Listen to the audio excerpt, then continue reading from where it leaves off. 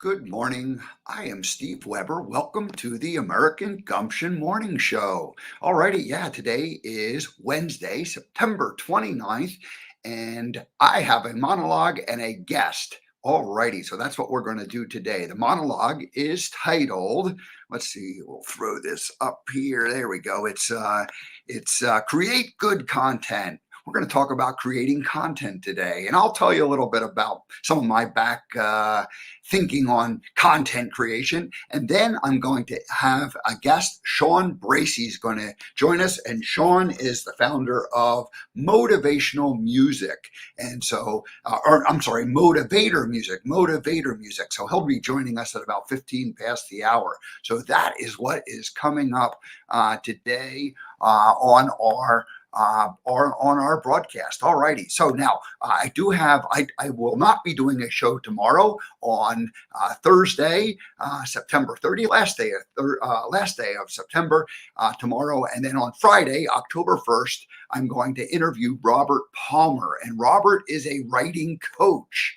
And I took a seminar with Robert a couple of weeks ago, and we just connected. And I've kind of formed my own philosophy of writing, and his idea of writing and what he does is very much in alignment with it. So I think we're going to have a fun conversation on Friday. So that's what's coming up later this week, and then next week we'll just see what happens. We'll do probably a show or two. That's kind of the plan. So going forward, I think that's probably what we can expect. The next few weeks, we will be, doing 1, 2, 3 shows a week. We're doing 3 this week. And so anyway, that's kind of the plan. And I also have hopefully a strategic alliance to be announcing very shortly. I've been teasing that for a few weeks, and it's all happening, and that's been keeping me busy in the background. And that will take American Gumption to the next level. And so stay tuned for that. All right, that's the tease for that things. Alrighty, I think that's it for all the announcements I need to do. So let's go ahead and shift gears, and let's go ahead and talk about creating good content. That's my monologue for today. So it's funny. Our world is overflowing with content. We do not have a shortage of content. Everybody is a content creator. And here's the thing. It's not possible to consume all the content that is out there at the moment. You could spend hours every day consuming content. I actually do spend quite a few hours consuming content, but it's impossible to keep up with all of it because it's just coming at us so fast and furious these days. It's frankly kind of overwhelming. So now let's talk a little bit about the history of it. So I grew up in the 60s and the 70s, and looking back on it, content was pretty scarce. There were 3 networks. There was a couple of extra, TV stations that, played rerun type things, but they were, and then there became like kind of there was like the beginning, and it wasn't Fox back then, but there was like the beginning of like like maybe a 4th station. Maybe it was a local thing. I don't even remember exactly what it was, but basically you had 3 networks, you had radio stations, you had a library. I mean, I went to the library as a kid. You went there, you took out a book, you could do research, you could, go to the card files and look stuff up and then walk around. And, we had 2 sets of encyclopedias at home. One was in, Britannica. I don't remember what the second one was, the World Book, or I don't even remember, but we had a bookcase, and these were big, multiple volumes of, encyclopedias. It wasn't just like one book. There was like 2 shelves. There was 2 different sets, and they filled up a shelf full of them. And you go there and look at it, and figure out what's going on. And it was like a way to look something up. It's kind of like the Google of the day. That's how you found stuff. And then of course books and magazines. Magazine subscriptions were a popular thing. You would get different ones delivered. And over the years, I subscribed in the early days, especially. You subscribe to magazines, and after a year or 2 of them, you find that they come and you never even read them. some of them, and then some of them you do read, and some of them, I kept for, multiple years, and others you just had for a year or two, and, kind of faded away. So, but it was easy to keep up with what I would call content back in those days. In the 80s, TV started and MTV. I never actually was a big MTV person just because we didn't have cable, or I didn't have cable, at that particular time. And then of course, when cable came around, the number of TV stations kind of jumped up into the dozens. So suddenly there wasn't like, a handful or a couple of handfuls of TV options, but suddenly you had like dozens, like what, 30, 40, 50. And then now it's hundreds. It's hundreds. You can't, again, same thing, you can't consume all of the possible information for it. And then around the mid to late 90s, the web and email really became a thing. I remember it was probably 93, and I would come home at lunch to check my email. I was, I had a job, and I'd come home and see if I got any email. And that was kind of a funny thing to think about. Now you're plugged in with our devices. We're plugged in, 24/7 looking at the email 100 times a day or 1,000 times a day.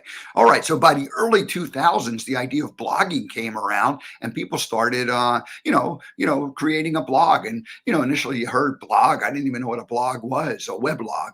And then by the late 2000s, 2007, I think it was, or eight, probably, Facebook, Twitter, YouTube, they all burst onto the scene, and, content. So it just, got, greater and greater and greater as things went along there. All righty. So then, let's see here. So today we are overwhelmed with content. How do we keep up with it all? The email, the social media, the hundreds of cable TV stations, radio stations, Netflix, Roku TV channels. That's kind of the next big thing, I think. I don't know for sure, but people creating this type of content that I'm doing, where we're broadcasting, now people are starting to put them on. I mean, we started out putting them on YouTube, but now people get banned, and you can't put content up that doesn't meet certain certain criteria. And so anyway, Roku people are now beginning to create Roku channels. So in that realm, there's people out there looking for more content creators. It's amazing. So these it's like almost like a whole new network of broadcasters is coming about. So very interesting time that way that we live. All right. So here's kind of getting to the point where it's now my philosophy, my opinion. Going forward, creating content is no longer good enough. If in the early days, if you wrote something, people will go, oh my gosh, something new here. Let's look at it, see what it is, shiny objects. But now you have to actually create pretty good content. Otherwise, you're not going to build an audience. A lot of people out there just putting out content, nobody's paying attention to it. And some degrees, I don't know how much people are paying attention to what I'm doing, but we get a small audience, you start building it, you keep going. All righty. So how do you do this? How do you create challenge? How do you create good content? And that is the challenge. That's the $64,000 question. I mean, how do you create good content? So anyway, here's kind of some guidelines. I guess I got three essentially that I put up here. So first one is, don't just create content for the sake of content's sake. If you don't have a purpose of it, or if you don't, if there's not a meaning and a purpose behind what you're creating, you're basically just creating noise out there, and nobody's going to care about that. So first thing is create, something that has purpose and meaning. It has to have purpose and meaning to you. And the purpose and meaning not only has to be meaningful to you, but it really has to align with your soul's purpose. So what is your purpose on planet Earth in this lifetime? What are you supposed to be doing? If you can align that with the content you create, now you're going to be creating something good, and it's going to resonate with a group of people, and then you're going to build an audience.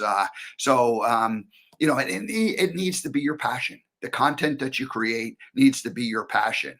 And not again, not necessarily easy to figure out, but you can do it if you focus and pay attention to it. So and then the third thing, so the first thing I said was don't just create content for content's sake. Make sure it's your purpose, and then make sure that that purpose is really aligned with your sole purpose. And then the third thing is this is going to go a little bit against what I said earlier, where I said don't just create content for content's sake.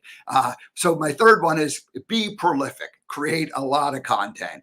Now, once you found out what your passion and you've aligned yourself with it, then you can start creating content regularly. Now, some of that's not going to be really good content. That's where it comes to trial and error, and that's where the being prolific is. So if you're just being prolific to create content, not so good. But if you're creating content that is aligned and meaningful, okay, now you got some good content. Now you got some not so good content. You learn. But if you're doing it regularly, putting out there, broadcasting. In the first year of the show, I did a broadcast 5 days a week. And, that was prolific. That was creating a lot of content. So now, though, it's time to edit or collate or condense the best part and to really and once you start doing that, once you start getting it narrower and tighter in terms of what you're regularly doing, what you'll find is, you'll know what is really aligned with your sole purpose and what isn't aligned with it. So, so again, or to wrap it up, easier said than done. And in some ways, this monologue is all about me, reminding myself of what I need to do, because it's not that easy to just, figure all this stuff out. And in many ways, I've been, it's been a journey of about 10 years for me, going down this path of, the whole content idea. What is my message? Gumption starts out, life lessons from the movie Forrest Gump, and then kind of morphs into a combination of those two, and then the whole idea of gumption coming back and being stronger, with the life lessons being kind of a flavor of it all. It's just been like a big soup that's been brewing the last 10 years, and in many ways, I feel like it's been a worthwhile journey, but it's just been a journey with that. And of course, now we go into that next phase of where we're going with this and interviewing people and helping them, helping to spotlight the best part of what they're doing as far as the American Gumption show goes. All righty. So that is the monologue on creating good content. I don't know if this is any good of content that I'm creating, but hey, we're talking about it. All righty, well, let's go ahead and wrap that up. And I see that our guest, Chawn Bracey, is here. So let's go ahead and welcome Chawn Bracey to the American Gumption Morning Show. Hey, Chawn, how you doing? Hey, Steve, what's up? How you doing? Well, I'm doing well. Glad to be here. It is an honor to be on your show. Oh, great. Well, I'm glad you're here. And, you're kind of inspired. We spoke a couple of weeks ago, just privately, and got to know each other a little bit and learned a little bit about what what you're doing. And so I want to talk about that. But before we get into that, Chawn, we have two rules here at the American Gumption Morning Show. Are you a good rule follower by nature, or are you kind of a rule breaker? Well, it depends on the rule, Well, I like to bend the rules a little bit. I gotta know the rules and being, you gotta know them things. Well, anyway, here's the rules. They're pretty simple. The rules are that I, as the host, I get to read a little bio that introduces who you are, tells people a little bit about you. That's an easy rule to follow, isn't it? Yeah. Okay. And then the second one is, and this one should be easy for you too, is I get to play a song that is, I call it my first time guest theme song. And so whenever we have a guest who appears on the show, the very first time we play a song, and you're down with that because you're a music guy. Absolutely. All righty. Well, let me read your bio. Here's what I'm going to do. I'm going to put you in the big screen here. Whoops, move you over there. All right, there you are. And I'll read your bio, and then we'll play the song, and then we'll get into your story. How's that sound? Sounds good. So Chawn Bracey is the founder of Motivator Music. Motivator Music is dedicated to helping speakers grow their digital footprint and influence. They do this by creating inspirational speaking albums. Inspirational speaking albums, we'll get into that, that feature a speaker's best content using their own voice and words. Chawn has added production elements used in the music industry and applied them to the motivational speaking business. The result is a playlist of best hits from the speaker's library of content. In our fast-paced world of sound bites, it's imperative that we all present ourselves in a manner that very quickly demonstrates our value and puts our best foot forward. If you're going to produce content, make sure you produce really good content and showcase that as your first impression. So, Chawn Bracey, welcome to the American Gumption Morning Show. Hey, man, I'm glad you're here. Glad to be here. I salute what you're doing, bringing more awareness to, content and the importance of content, because, content is king nowadays, and that's what's going to get you seen and help you stand out depending on how good it is. That's right. All right, let's play that song, and then it's all about you and I having a conversation. Ready? Ready.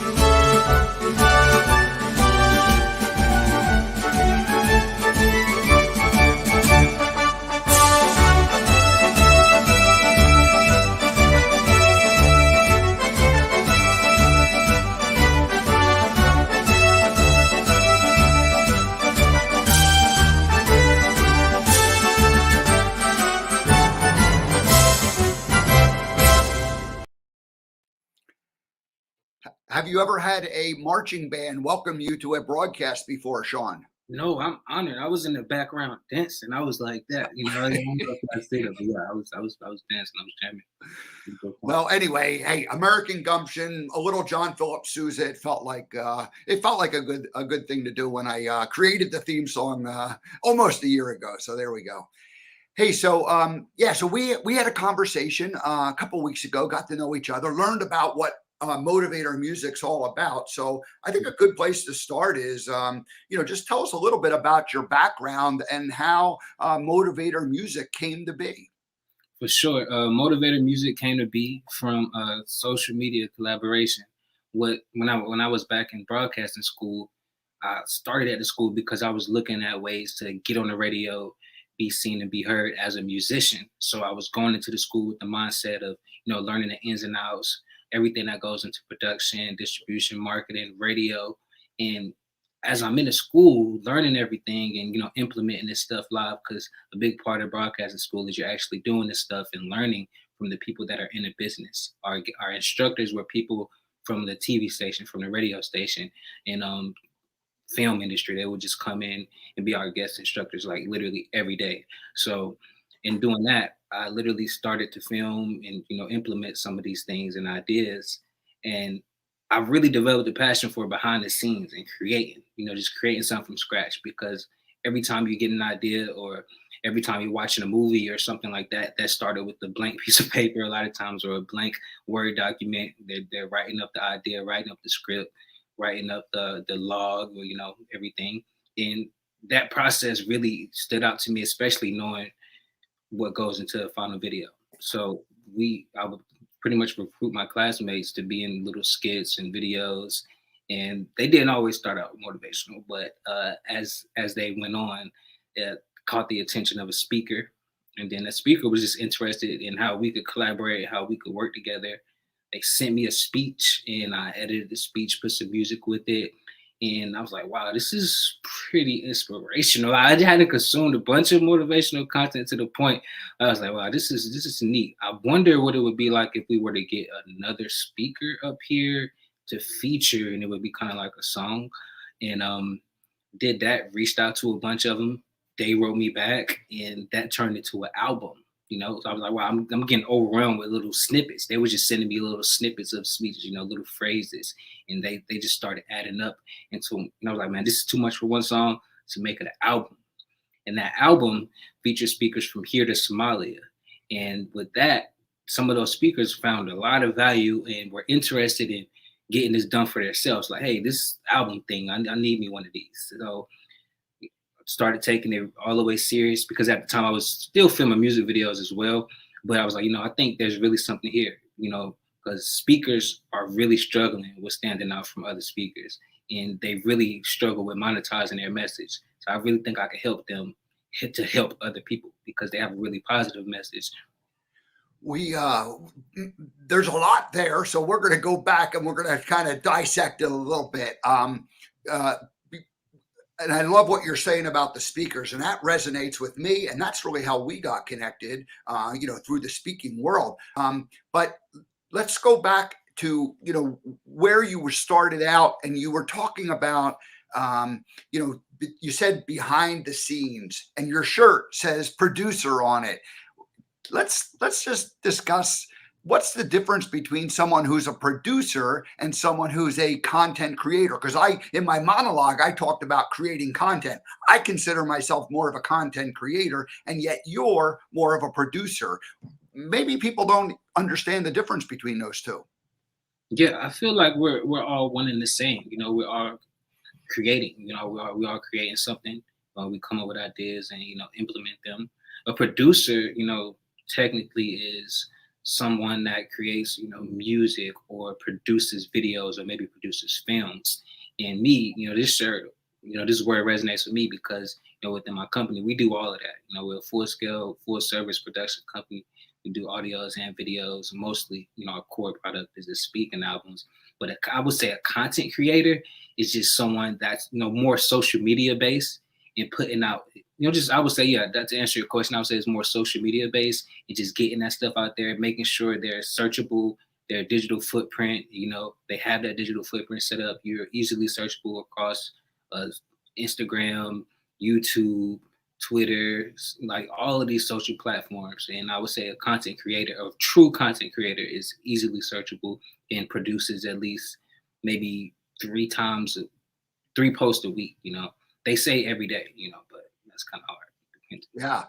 One of the challenges that, as a speaker, and you said that you help speakers, and we'll get into that, but, like, speakers have like a 45-minute talks, let's just say, or an hour talk.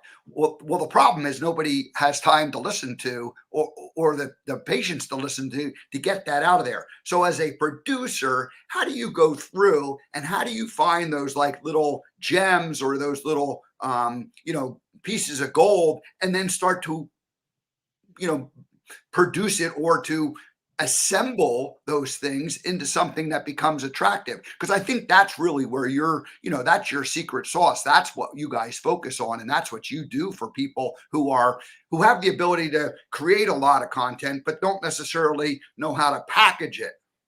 Absolutely. So with my process, that's our pre-production process. When we're getting that speech, and say a speaker uploads that's their full speech or full keynote or a couple keynotes to the Google Drive. And, like you're saying, it's 45 minutes.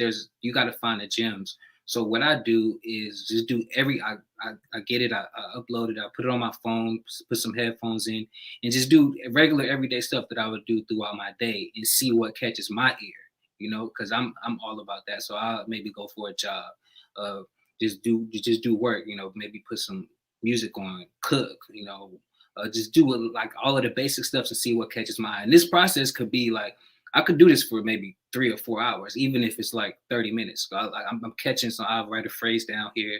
I write down, okay, what mark was that? Okay, that's 10-minute mark, go back to that. And, I would just do regular everyday stuff and see what catches my eye and my ear.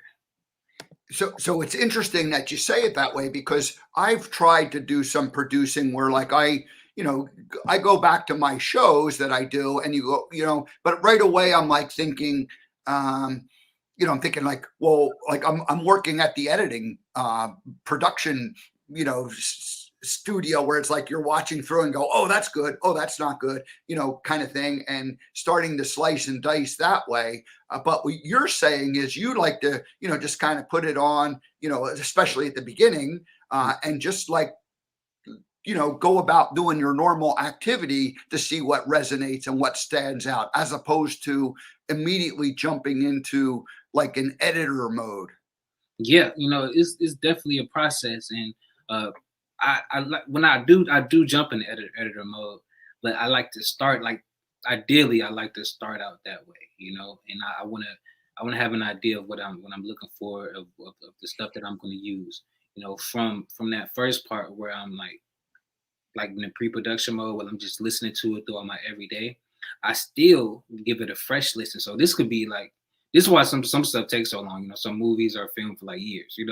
Like I still when I get into the computer, I give it another fresh listen. So see what catches my eye. Say as on a computer, I may hear something a little different as I'm on the computer. I may hear something a little bit different as I'm jogging. So just all of those moments in the one. Do you ever, Chawn, do you have people who come to you and they say, they kind of maybe have done like a little bit of pre-editing, and they kind of give you like a rough outline of what they're thinking? And so the question is, if they do that, is that helpful, or are they like sometimes sending you down like, the wrong path from what you're hearing? Yeah, I would say everything is helpful. But I would say sometimes when there's like an idea where somebody, okay, I want to use this, I want to use this part to this part, that doesn't necessarily speed up the process because you still have to see what you're going to use off of that. There's like it's just a piece of the puzzle. You still have to figure out everything else that goes into the puzzle. So sometimes when somebody has something they literally like exactly want to use, having to creating the moments or creating the everything around that could be a challenge because if you're going to do that, you kind of have to tell me everything because it could make it more difficult. Yeah. I'm thinking about like a movie, as opposed to the music thing, but it could be the same. I mean, I think the process is the same, but maybe it's easier to visualize with a movie where you have an actor or a group of actors, and they're performing, and they're doing what they're kind of, what they believe is the right thing. They're following their script, and a speaker, he creates a script that he's going to deliver. He creates his message, and then they deliver that. And so it's like a performance that they go through. Now, here's the point I'm trying to get at, is that we need somebody to see it differently than our own eyes are seeing it. Because I think of myself more as that like creator, talent person out in front of the camera, and the person behind the scenes editing it and creating the final what it looks like is it's just very different roles. And I don't know that very many people do both really well. Yeah, it's definitely a challenge. You got to wear different hats. You have to think as the viewer. You have to a lot of times you have to think as a person that's going to be consuming the content. What are they going to be doing? How what mindset do you want to put them in after listening to it? So these are some of the things that you have to think about, or then I'm always thinking about when I'm creating something. Because you're thinking for the viewer, you're thinking for the listener. You're creating emotions. How can you create certain emotions so we can really connect, so they can really engage with whatever you're creating? When you were at school and you were doing, studying, you said that you wanted to, you thought of yourself as a content creator, as a musician, Yeah. and you wanted to learn the production side just so that you could kind of have and my words, not yours, like have like a better knowledge of, or a better overall working of it. And yet you were drawn to that behind the scenes production more than, the creation of content or music in this case. Is that correct? Absolutely. I wanted to be the producer and not the talent. Like you need talent to produce and everything like that. But a lot of times you're the last person as the musician, there's a lot that goes into a concert, and you're just pretty much standing on the stage, and all of that stuff is so much more work that goes into that, and I appreciate that so much more than just simply being the person that's like in front of the stage. So I mean, I really salute everybody that's on production teams. I salute everybody that films, everybody that edits, because a lot of times they go unappreciated. You know, people think you could just snap a finger and you have like a completed movie or completed album, but there's so much more that goes into it. And I really salute that because I'm all about the work. So it was more of a challenge for me, and I really like challenges. I realized that I had the American Gumption logo streaming across the bottom. I need a producer behind the scenes with this show to make it run smoother. But I did notice it, and I changed it to motivatormusic.com. That's Chawn's website. So now that is up there live, so people can go to the website and learn more about Chawn. So let's use this as a segue into telling people what is on the website when they go there. Yeah. So what's on the website? It's pretty much like a hub for information. We have some samples, some audio, some demo reels. Also, we want to send it like a hub for speakers to go and learn and see how they can monetize their message. Whether that's with us, of course, we want you to work with us, but or that's you creating it yourself, or maybe somebody else. One article I'm really excited about is NFTs. And before we were jumped on a call here, well, I was in the backstage on Zoom.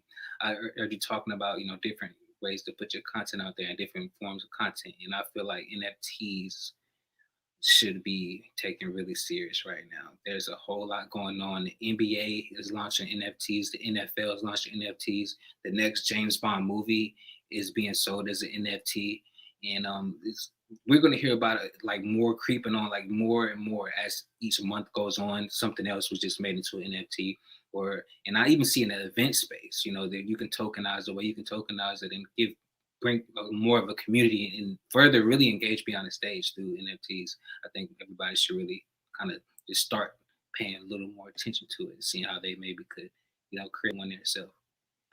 It's interesting time that we live in, Chawn, where I mentioned in my monologue when I was a child, there were 3 networks, and the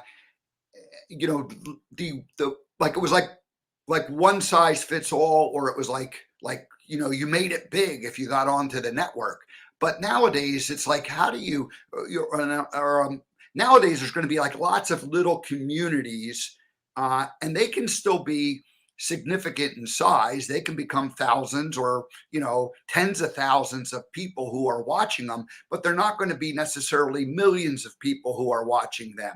So as this world is changing and evolving, nobody really goes and watches the big 3 networks anymore. I mean, they're still there. They're still the biggest thing out there, but it's not like they have the monopoly that they did. So all these other little like town halls or communities are going to crop up in the digital space that, if you like a certain type, if you like inspirational messaging from speakers, then there's going to be people who gravitate to that. And if your thing is about sports and that whole realm, then there'll be smaller microcosms of those. So I think that's what you were saying, but I'd love to hear your opinion on if that's what you see things happening. Absolutely. When you're able to build a community, the world is in your hands, really. Whether that's a small, you can start with a small share group of people. It could be 10 people that agree to just share a post every time it's posted. And then from there, there's going to be another person that you're catching their attention. Now that group turns into 11 people, and then 30, 40, 50, 100.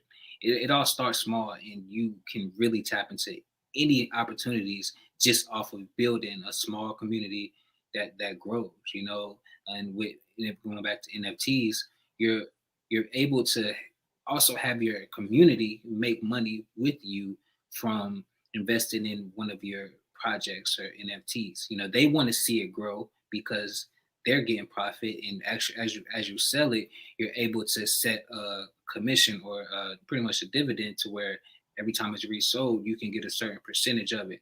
So your community is going to love you even more, and they want to see you grow even more because they're investing in you, and you guys are all profiting together.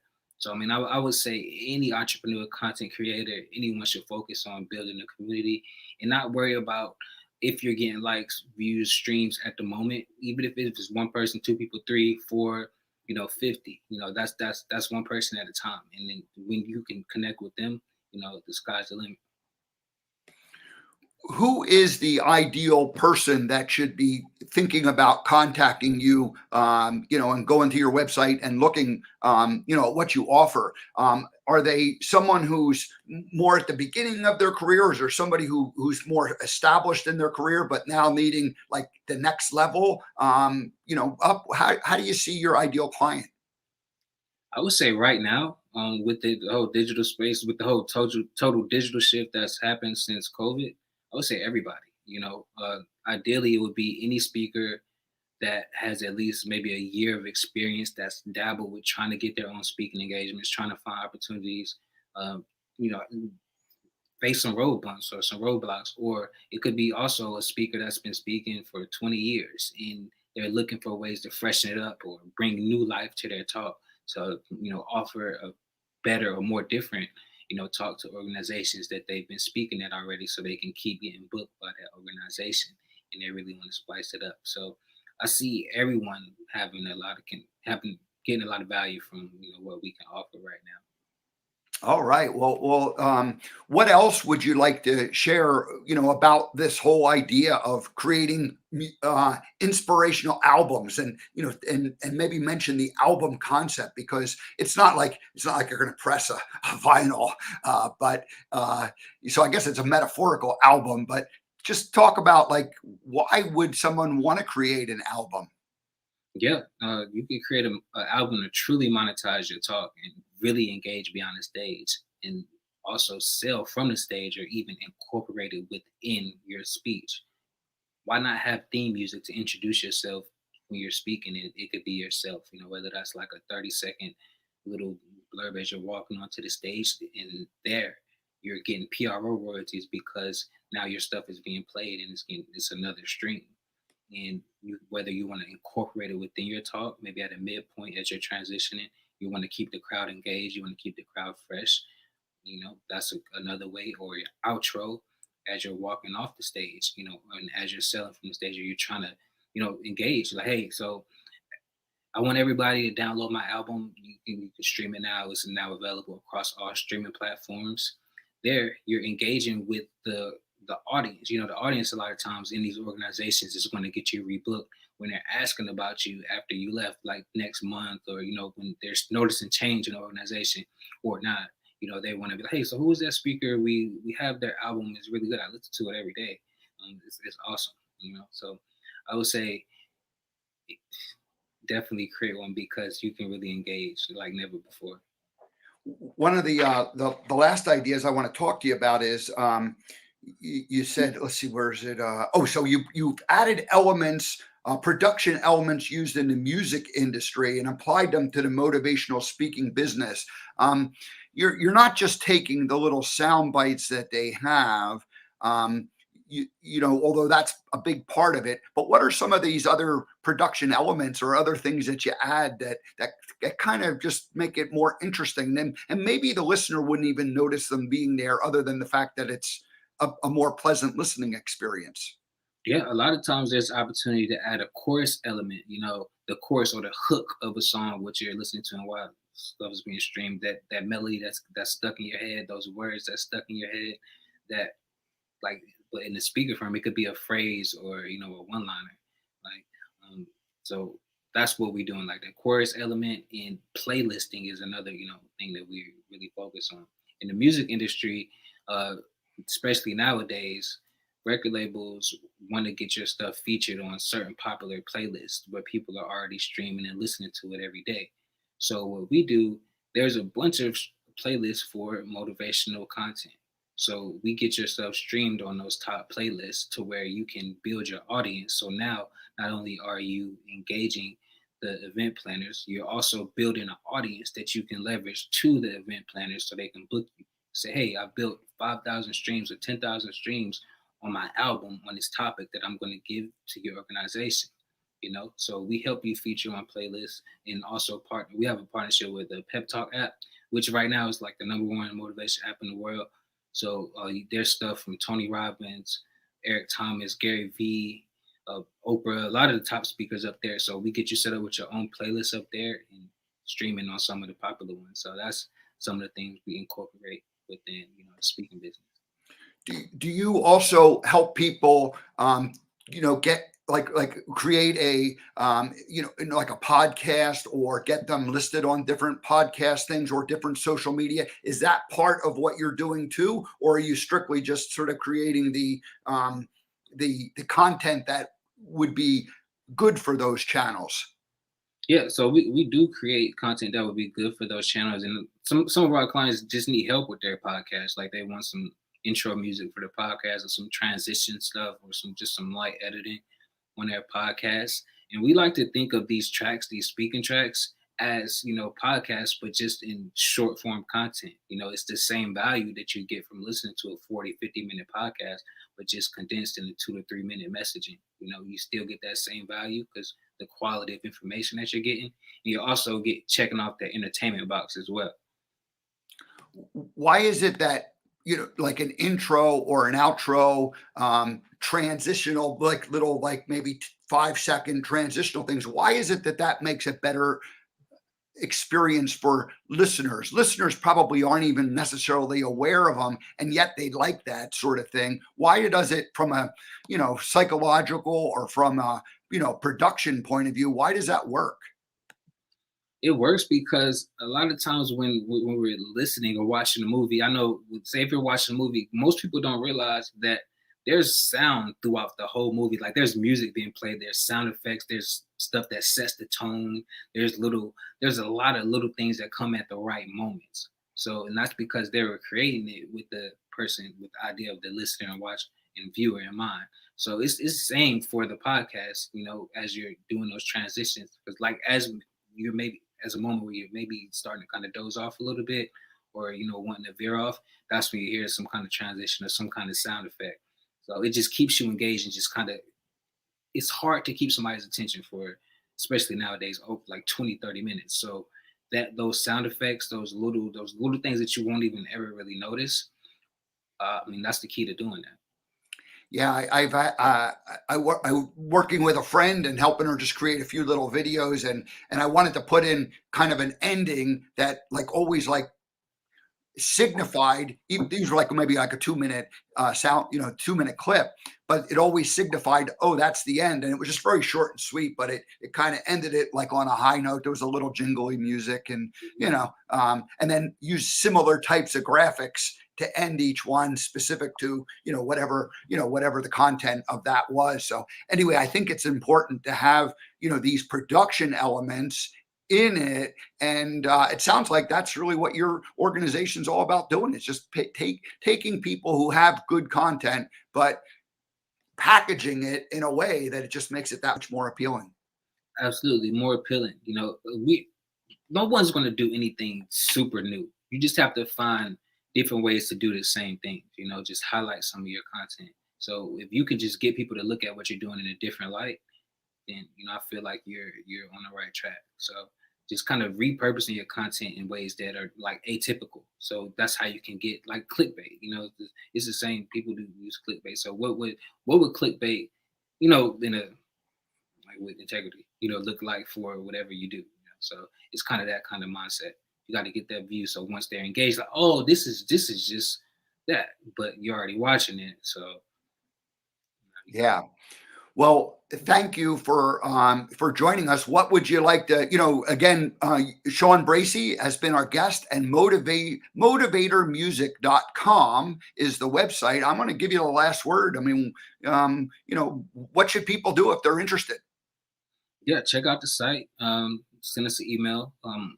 I feel like I'm fairly searchable, and if nothing else, pay attention to what's going on with NFTs right now and see if maybe you want to jump into that field. I can help you. We just minted about 10 NFTs. We just launched a new NFT collection of future moguls. We're gonna build that up and see what happens there. We're looking at helping other people create. We're gonna do albums as NFTs. NFT albums as well. as a part of right now. I think the next 3 or 4 speakers that get an album, they're going to get a complimentary NFT set up as well. So yeah, if you want an NFT album, you have a little bit of time to get it complimentary. So after that, it's going to be twice the price. So album package right now is 5K, but NFT album is going to be 10K if you want to get a setup. But right now, it'll be complimentary with your album. So. Well, Chawn, hey, thanks for coming on, and I appreciate your being here. I love the idea that you are labeling yourself as the producer. Your shirt says it, and I think that us content creators need to align with a producer because it just makes like you got two different roles happening simultaneously, and they complement each other and they enhance each other. And it's not like one is better than the other, but it's like one, both make the other look better. So, yeah. Absolutely, it's teamwork. All righty. Well, thanks for joining us, and please come back again. Okay. I shall. And you have a great rest of your day. I love this show. Keep doing what you're doing. You are a great content creator. I just need a producer. Got you. We need to line up. We need a partner, Chawn. Let's work it out. All right. We'll see you next time. All right. Bye-bye. All right. Well, thanks, Chawn Bracey. Again, motivatormusic.com. Please go and see his website. Really, it was from the speaking world. And I don't think of myself so much as a speaker these days. And yet, that's a big part of who I am and what I've been doing over these last 10 years. And it's still part of what I do. But, American Gumption's taking on its own life and definitely need production value. And as I take this out on the road in the future. So Chawn and I may end up doing some, business together. But I'm really glad that we met, and I'm glad that he was here today. And if you're a speaker and you're, using content, you should definitely check it out because, his approach is like on that cutting edge of what is needed to take, to take good quality content that's been created and package it in a way that makes it even more appealing. So that's that. All righty. Well, let's see. We got Debbie G has been checking in with us, and then Nicole. Marie Campbell says, "Hey, great advice. Thank you so much." And Debbie G, we love you. Thanks for joining us here this morning. All righty. Well, that's it. I'm going to get out of here just a few minutes early today. Let me just tell you what's happening here. On Friday, I have Robert Palmer coming in. He'll be with us, and Robert is a writer.